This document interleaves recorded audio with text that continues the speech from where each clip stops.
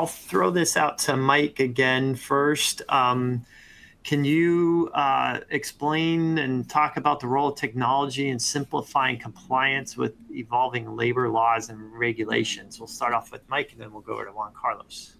Sure. I mean, technology for us, it's critical, right? I mean, AI is all over the place. It's a keyword that everyone's trying to latch onto right now.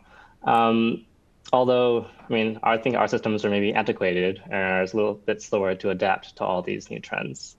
So I'm not on Harry, like Juancarlos, but I'm familiar with their systems and how they're able to integrate auto compliance and auto flag breaks. I think that's going to be critical for the future.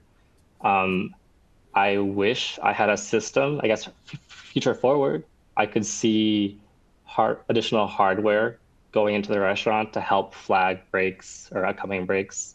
I would love to have a monitor in the front of house that could show me the order of breaks for crew, especially because a lot of us probably have time clocks that are in the back of house, and managers aren't able to see that. So they're going to have no visibility to see who clocked in when, who's due for a break.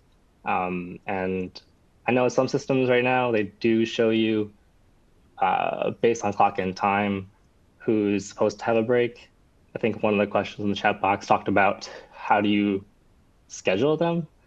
For us, we currently use our scheduling program to, we already feed in the 30-minute breaks, 10-minute breaks.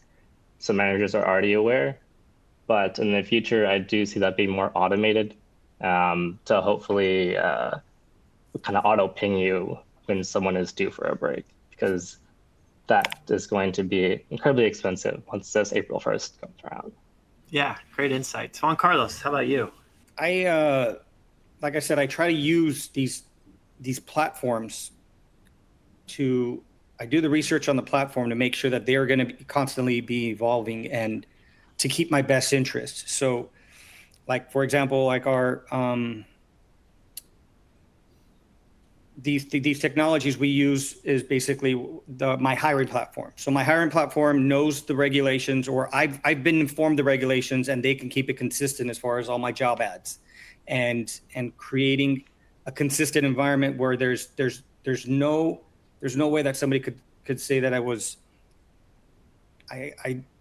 what do you call it, discriminative towards a certain race or gender or whatever it was. So this hiring platform keeps it consistent, and I basically have the ads. The ad has a consistent information that needs to be publicly noted, and basically it funnels in the information, and then we create the interview, and the interview process continues. So I try to get as much things automated as possible.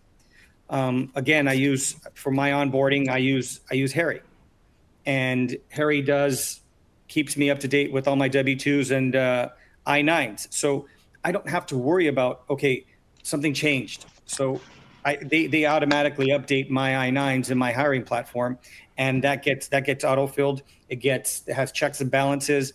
We need to be, the legislation is created. They want checks and balances. They want proof that we're operating to their standards. So I need to have digital copies of everything. So Harry has that. They created the files that I need to have. They automatically separate the I-9 from the employee file like it needs to be. Everything that gets documented gets uploaded to their personal file. It's all digital.